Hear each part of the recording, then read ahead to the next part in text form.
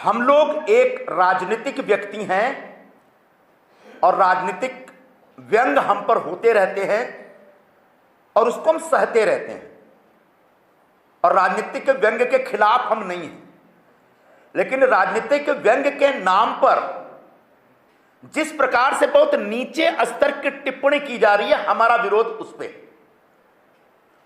कुणाल कामरा ने जिस तरीके से महाराष्ट्र के उप मुख्यमंत्री और शिवसेना के मुख्य नेता श्री एकनाथ जी शिंदे के ऊपर घटिया टिप्पणी की है, एक बहुत ही घटिया पैरोडी बनाकर व्यंग के नाम पर, वह कुछ नहीं उबाठा जैसी पार्टी के एजेंडा को आगे बढ़ाने का कार्यक्रम।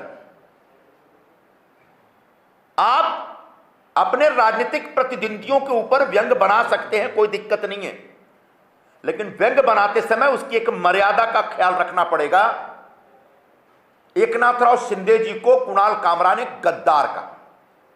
गद्दार कोई तंज नहीं है, कोई मजाक नहीं है, कोई चुटकुला नहीं है, यह एक सीरियस एलिगेशन है, एक आरोप है और कोई भी आरोप मजाक नहीं हो सकता। और यह आरोप कौन लोग लगाते थे? 2022 में जब से एकनाथराव शिंदे जी ने उद्धव ठाकरे ने जो गद्दारी की थी बाला साहब के साथ, हिंदुत्व के साथ, उसको करेक्ट करने के लिए भारतीय जनता पार्टी के साथ गठबंधन करके सरकार बनाई, तब से उद्धव ठाकरे के लोग उनको गद्दार कहते हैं और कोई नहीं कहता। यह दूसरी बात है कि नवंबर 2024 में महाराष्ट्र की जनता ने यह फैसला दे दिया कि गद्दारी किसने की, क्योंकि उद्धव ठाकरे के पास सिर्फ 20 आमदार आए, जबकि हमारे पास कुल मिला के 60 आमदार आ गए, विधायक आ गए। यानी महाराष्ट्र की जनता ने भी एकनाथराव शिंदे जी के फैसले के ऊपर मुहर लगाई है। ऐसे में कुणाल कामरा ने जानबूझ के उद्धव ठाकरे और संजय राउत जो आरोप लगाते हैं, उन आरोपों को लेकर के आगे बढ़ा, क्योंकि ये संजय राउत और उद्धव ठाकरे के लोगों ने इसको पैसे दिए थे। इसने उबाठा की सुपारी ली थी और सुपारी लेकर के शिंदे जी को बदनाम करने का प्रयत्न किया था। इसका क्या संबंध है उबाठा वालों से? इसके लिए दो फोटो आपके सामने में रखता हूं। ये देखिए, एक फोटो संजय राउत को कुछ दे रहे हैं, क्या दे रहे हैं क्या ले रहे हैं मुझे नहीं मालूम। एक और फोटो है, और ये सिर्फ उबाठा के लोगों का ही आदमी नहीं है, ये पूरे कांग्रेस इकोसिस्टम का एक हिस्सा है।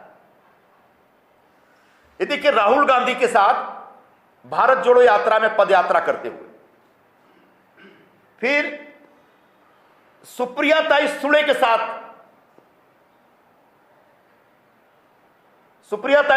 साथ कुणाल कामरा। तो ये पूरे कांग्रेस के इकोसिस्टम का एक तथाकथित व्यंग्यकार है जो ढूंढ के हमारे ऊपर हमले करता है। प्रधानमंत्री नरेंद्र मोदी जी के ऊपर भी हमले कर चुका है कई बार व्यंग्य के नाम पर। गृह मंत्री श्री अमित शाह के ऊपर कई बार हमले कर चुका है व्यंग्य के नाम पर। अब वो हमारे एनडीए के अलग नेताओं के ऊपर टारगेट बना रहा है। तो ऐसे सुपारीबाज और कांग्रेस और इंडिया आघाड़ी के दलाल व्यंग्यकार के खिलाफ शिवसैनिकों के मन में भयंकर गुस्सा पैदा हुआ है और उस गुस्सा का प्रदर्शन आपने कल देखा होगा।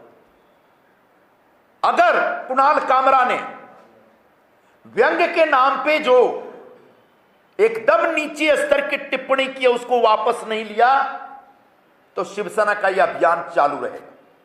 कामरा को छोड़ा नहीं जाएगा, कामरा को माफी मांगनी पड़ेगी। कामरा चाहे तो इस तरह के घटिया पैरोडी बनाते रहें व्यंग्य के नाम पर, हमें कोई ऐतराज नहीं है, लेकिन किसी संवैधानिक पद पर बैठे हुए किसी व्यक्ति को अगर गद्दार कहेंगे तो उनको माफ नहीं किया जा सकता।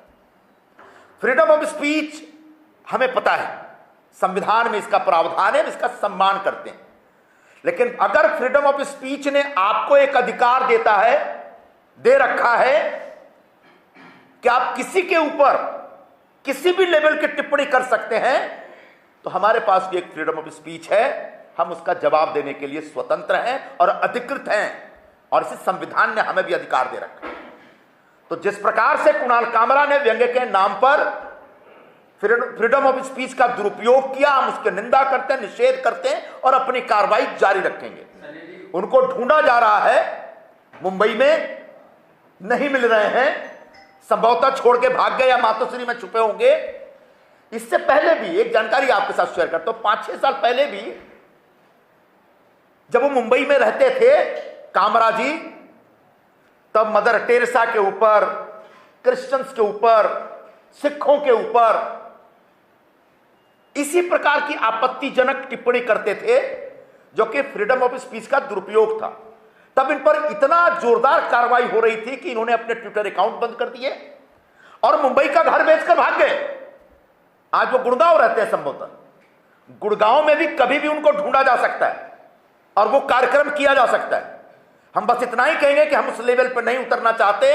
आप अपनी गलती सुधारें और शिंदे साहब से माफी मांगे और आइंदा किसी भी नेता के खिलाफ फ्रीडम ऑफ स्पीच के नाम पे, व्यंग्य के नाम पे इस प्रकार की नीचे लेवल की ऊल जलूल टिप्पणी करने से बाज आए। ये हमारा साफ साफ आपसे कहना है। अल्टीमेटम है कि कब तक आप लोग देखेंगे वो माफी मांगे? 1 दिन, 24 घंटे, 2 दिन, उसके बाद आप लोग का जो अभी एफआईआर 1 हो गया है और भी कुछ पुलिस स्टेशन में एफआईआर हो सकते हैं। उसके बाद पुलिस अपने स्तर पर कार्रवाई करेगी। हमारे जो संतप्त शिव सैनिक हैं, जिनकी भावनाएं आहत हुई हैं, वो अपने स्तर पर कार्रवाई करेंगे। इस पे कितना वक्त लगेगा ये हम नहीं तय करेंगे, एक कुणाल कामरा तय करेंगे। सर, आप बार-बार अपनी बात में आप फ्रीडम ऑफ स्पीच की बात कर रहे हैं कि उसका कोई मायना नहीं है, उसका कोई पैमाना उन्होंने रखा नहीं है, इसलिए उसका दुरुपयोग किया जा रहा है। इससे पहले सेम इसी प्रकार से यूट्यूब पर सम्मेलन का वीडियो दिखा था, इंडिया का प्रेजेंट हुआ था। तो जिस सोशल मीडिया पॉलिसी को लेकर सरकार लगातार वकालत करती रही कि एक ऐसी पॉलिसी होनी चाहिए जो इस तरह सोशल मीडिया पे फ्रीडम ऑफ स्पीच के नाम पे कुछ भी आ जाता है, उसको कहीं ना कहीं एक लामबंद करे। आपको लगता है कि राइट टाइम है, ये सही टाइम है बिल्कुल इस चीज पे सोचने का? दोबारा सर, इसी से वही जुड़ा है, खास करके स्टैंड अप कॉमेडी जो शो है उसमें ऐसे शब्दों का ज्यादा बड़े पैमाने पे इस्तेमाल किया जाता है, असली शब्दों का भी इस्तेमाल किया जाता है। देखिए, स्टैंड अप कॉमेडी मतलब एक बहुत ही घटिया प्रकार का हास्य व्यंग्य का कार्यक्रम। कभी एआईबी करके एक कार्यक्रम होता था, उसका फुल फॉर्म ही ऐसा है कि हम आमतौर पर सिविलाइज जिंदगी में यूज नहीं करते, लेकिन उसको जिस तरीके से यहां के मुंबई के परवर्टेड लोग उसे चलाते थे और उसको अंग्रेजी अखबारों में और चैनल में जिस तरीके से हाईलाइट किया जाता था, वो एक समय के बाद उस पर सवाल उठा और आज एआईबी बंद हो चुका है। बिल्कुल उसी तरीके से स्टैंड अप कॉमेडी के नाम पे हर सेंटेंस पे मां बहन की गाली देना और किसी का भी मजाक उड़ाना और मजाक उड़ाते समय किसी मर्यादा का पालन नहीं करना, यह एक प्रकार का स्टैंड अप कॉमेडी हो गया है।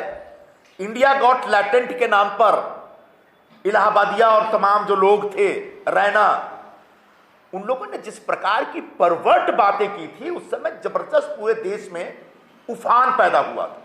तब हमने भारत सरकार से डिमांड की, तो मेरे ख्याल से तब सुप्रीम कोर्ट ने भी ऐसा कुछ निर्देश दिया था भारत सरकार को कि आप कुछ ऐसी पॉलिसी बनाइए कि सोशल मीडिया पर जो भी लोग अपने कुछ पोस्ट डालते हैं या वीडियो डालते हैं, उसमें कहीं ना कहीं मर्यादा का पालन हो।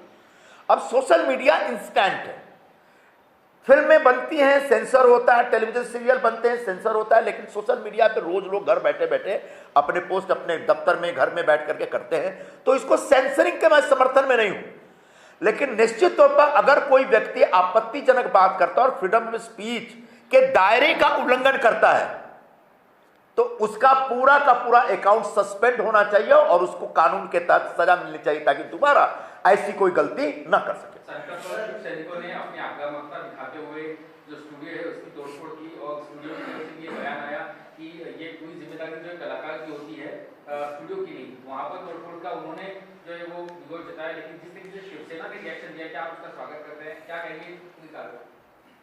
हमारे संतप्त शिव सैनिकों ने, नाराज शिव सैनिकों ने कल शाम को जिस तरीके से खार में स्टूडियो में घुसकर, जहां पर इस गाने की रिकॉर्डिंग हुई थी और जिसका भाड़ा स्टूडियो को मिला था कामरा से, उस स्टूडियो की तोड़फोड़ की मैं इसका समर्थन करता हूं, क्योंकि अपनी भावनाओं को व्यक्त करने का अधिकार हमारे पास है। अगर freedom of speech Kunal Kamra के पास है और वो हमारे नेता को गाली दे सकता है, उनका चरित्र हनन कर सकता है, तो एक फ्रीडम ऑफ स्पीच हमारे शिव सैनिकों के पास भी है उस स्टूडियो का तोड़फोड़ करने का। निश्चित तौर पर यह हमला जो होना चाहिए, एक्शन होना चाहिए था कुणाल कामरा के खिलाफ, लेकिन पता नहीं किस बिल में घुसा है, मुंबई में नहीं है।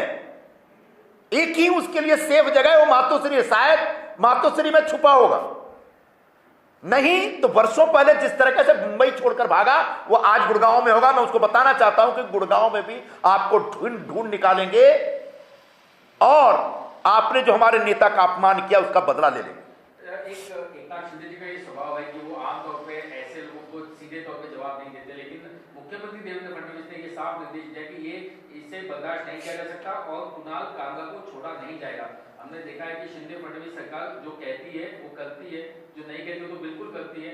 किस तरीके का एक्शन, कानून को अपना काम करना है और हमें अपने गृह मंत्री और मुख्यमंत्री के कामकाज के ऊपर पूरा विश्वास है, भरोसा है। आने वाले दिनों में मुंबई पुलिस कुणाल कामरा के ऊपर अलग अलग केसेस के तहत कैसे कार्रवाई करेगी, मुंबई पुलिस स्वतंत्र और करना भी चाहिए, हम उसका स्वागत करते हैं। लेकिन साथ साथ हमारा भी गुस्सा तब तक शांत नहीं होगा जब तक कुणाल कामरा को बुक नहीं किया जा सकता, जब तक कुणाल कामरा को सजा नहीं मिलती, जब तक कुणाल कामरा अपनी बात वापस लेके माफी नहीं मांगते।